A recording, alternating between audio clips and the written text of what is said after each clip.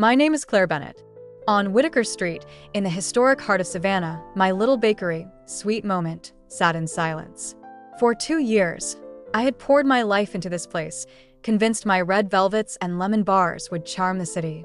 Instead, I got silence, broken only by the hum of the refrigeration unit and the beep of the card reader tallying a meager sale.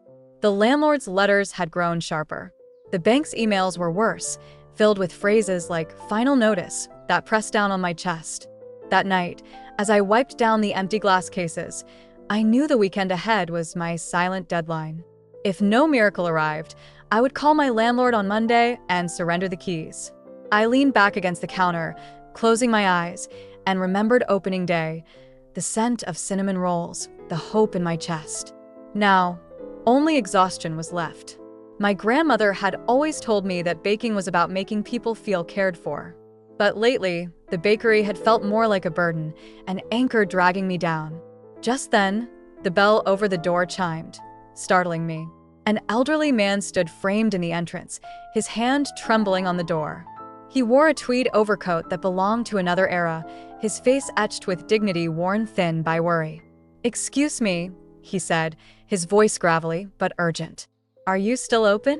I should have said no, but something in his pale blue eyes, something desperate and raw, kept me from sending him away. "I'm sorry," I said gently. "We're just about closed." He stepped inside, closing the door carefully. "My name's Thomas Montgomery," he said, the words tumbling out. "Tomorrow is my wife's 80th birthday.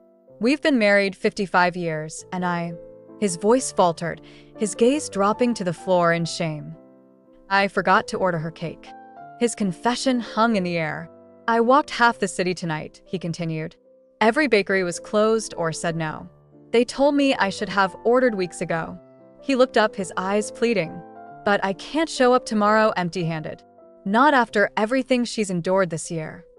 He told me about his wife, Evelyn, about her heart trouble, the hospital stays, the months he'd spent managing her medicines and appointments. "I lost track of this one thing," he murmured. "And she loves her birthday cake." He opened a crumpled handkerchief to reveal a piece of paper. "It doesn't need to be grand. Just red velvet with cream cheese frosting." And he hesitated, embarrassed. A single sugar rose right in the center. "She always says a cake isn't dressed without one." The request was so modest, so heartfelt. I thought of my dwindling supplies, the last block of cream cheese, the 2 vanilla beans I'd been saving for a special occasion. What else could special mean if not this? Thomas fumbled for his wallet. "Please, I'll pay whatever you ask." I shook my head slowly, surprising myself. "No," I said softly. "If I make this cake, you'll pay me tomorrow, when you see it." His eyes widened, relief washing over him. He looked decades younger. 10 o'clock, he promised. "I'll be here at 9:55. He reached across the counter and pressed my hand between both of his. "You don't know what this means." "Thank you." When he left, the silence of the bakery felt different. Not empty, but expectant. I pulled the string of my apron tighter and walked into the kitchen. From a top shelf, I brought down a worn, cloth-bound notebook, my grandmother's recipes. I flipped to the page for red velvet. Her handwriting sprawled across the lines, with notes in the margins. "Don't rush the frosting. Patience is flavor." I turned on the oven. The first hum of heat filled the kitchen. I laid out my remaining ingredients, the cocoa powder I'd been saving, the butter, the 2 vanilla beans I'd tucked away like treasure. I began the rhythm I knew better than any other. Whisk, sift, fold, stir. The scent of cocoa bloomed in the air, rich and grounding. The world outside faded away. The mixer whirred to life, its steady rhythm a lullaby in reverse, waking something dormant inside me. Hours slipped by in small increments, the ding of the oven timer, the steam rising from freshly baked layers, the coolness of cream cheese frosting whipping into smooth peaks. When the cakes cooled, I trimmed them with a steady hand and spread the frosting between each layer. The final coat went on like fresh snow, white and unbroken. Then came the rose. I melted sugar, watching carefully as it turned from clear to amber. My grandmother's notes had circled this step 3 times. "Patience here, or you'll lose it." I shaped each petal quickly, my hands working from muscle memory, until a single rose stood on my counter, delicate and luminous. I placed it gently on top of the cake, where it caught the lamplight like glass. By the time dawn touched the windows, I stood back and exhaled. On the stand before me was not just a cake, but a whisper of love, memory, and devotion. The exhaustion I should have felt was absent, replaced by a quiet pride.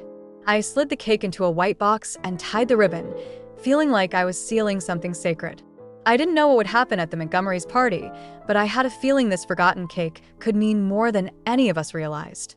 At 9:45 the next morning, the bell chimed. Thomas Montgomery entered, his steps cautious but eager. When his eyes landed on the box, he froze. I lifted the lid. Sunlight from the window struck the sugar rose, making it glisten. For a moment, he simply stared. Then his eyes filled with tears. He reached across the counter and grasped my hand. "This is her cake," he said, his voice hushed and reverent. "It's the one she always loved.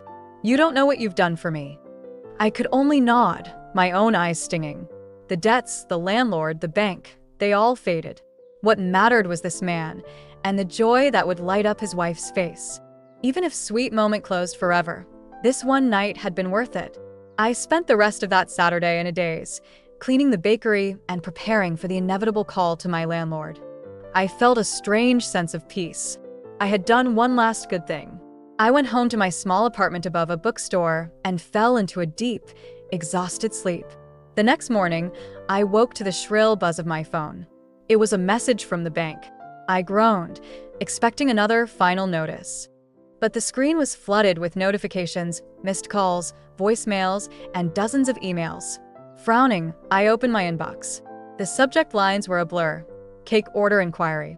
Wedding tasting request. Availability this month? My hands trembled. These weren't demands for payment. They were orders, dozens of them. Still in disbelief, I powered up my old laptop. On the homepage of Savannah's most read lifestyle site was an article by Caroline Montgomery. The headlines stretched across the screen.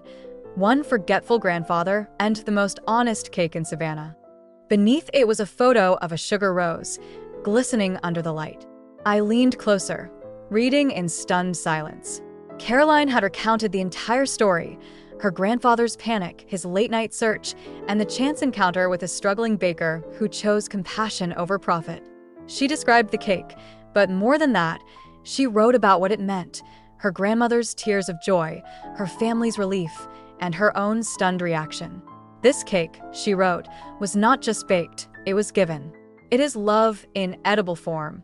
And when we lose bakers like Claire Bennett, we lose more than a business. We lose a piece of what makes life meaningful. The comment section was teeming with responses. "Where is this bakery? I'll drive across town for a slice. I want her to bake my wedding cake." My phone rang again. "Good morning," a polite voice said. "I'm calling for Magnolia Catering. We'd like to place an order for a corporate event. 50 guests." Before I could process that, another call came in, then another. Overnight, my bakery's Instagram page had ballooned from a few hundred followers to thousands. I wasn't forgotten. I wasn't invisible. Somehow, a single cake had shifted everything. By the time the sun set, I was nearly undone. A line had formed outside my door from the moment I opened it. I had baked and sold until my shelves were stripped bare. That evening, as I collapsed into a chair, the bell jingled again. A tall woman with dark hair and sharp, assessing eyes stepped inside. "Caroline Montgomery," she said, extending a hand. "The critic, the granddaughter." I don't know what to say. I stammered. "Maybe start with thank you," she said lightly. "No, I should be apologizing. I'm the reason your day turned into a storm." She glanced around the bakery, at the chipped paint and worn floors. "You're talented," she said. "Not just skilled. That cake wasn't about technique. It was about heart. People tasted that." "I've always loved baking," I admitted. "But running a business, I'm terrible at it. I never wanted to be a businesswoman. I just wanted to make cakes that meant something." Caroline leaned forward. "That's exactly why you need help. If you keep doing this alone, you'll drown. The very soul that makes your baking special will burn out." She paused, her eyes locking on mine. "I'm proposing a partnership. I'll invest. I'll handle the logistics, marketing, orders, everything you hate. All I ask is that you keep baking with the same honesty that made that cake what it was. Why? You don't even know me. Because I've been searching for something real, she said. I've reviewed restaurants that look perfect but feel empty. Your cake reminded me why I fell in love with food in the first place. I don't want that to disappear. I thought of my grandmother's notebook, of the long nights wondering if any of this mattered. For the first time, the path before me didn't look like a dead end. Slowly, I nodded. Yes, I said quietly. I'll do it. Her smile widened as we shook hands. I had thought I was at the end. Instead, I had just turned the page. A year later, the bakery on Whitaker Street bore little resemblance to the tired shop that once hovered on the edge of closure. The name, Sweet Moment, now gleamed in polished lettering. Each morning, a line formed outside before we even opened. I no longer worked alone. Young apprentices in crisp aprons moved with coordinated care under my watchful eye. Caroline had kept her promise, turning my fragile dream into something sustainable. Yet, nothing essential had changed. The recipes were still my grandmother's. The standards were still mine. Slow down. I tell my apprentices, don't skimp on the soul. Every cake might be someone's most important memory. That spring, a familiar name appeared on the order list, the Montgomery family. Evelyn was turning 81. This time, they wanted me to create the centerpiece, not as a desperate rescue, but as a cherished tradition. On the day of the celebration, I carried the cake into the rented hall. It was 3 tiers tall, its cream cheese frosting smooth as porcelain, crowned with a single, luminous sugar rose. Gasps of admiration rippled through the room. Evelyn, seated at the head of the table, pressed her hand to her chest, her eyes brimming with tears before the cake had even reached her. Thomas stood beside her, his posture straighter than it had been in years. Last year, he began, his voice thick with emotion. This young woman didn't just save my wife's birthday. She saved our family. The room broke into thunderous, heartfelt applause. Evelyn reached for my hand, her grip surprisingly strong. You gave me back joy, she whispered. Standing there in my flour-dusted apron, I felt my own eyes glisten. I thought of the night I had almost walked away forever.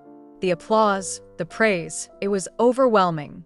But seeing Evelyn's tears of joy, hearing Thomas's voice steady with pride, that was everything. In that hall, under the glow of lights, I realized I had not only revived a bakery. I had rebuilt a life, one slice at a time.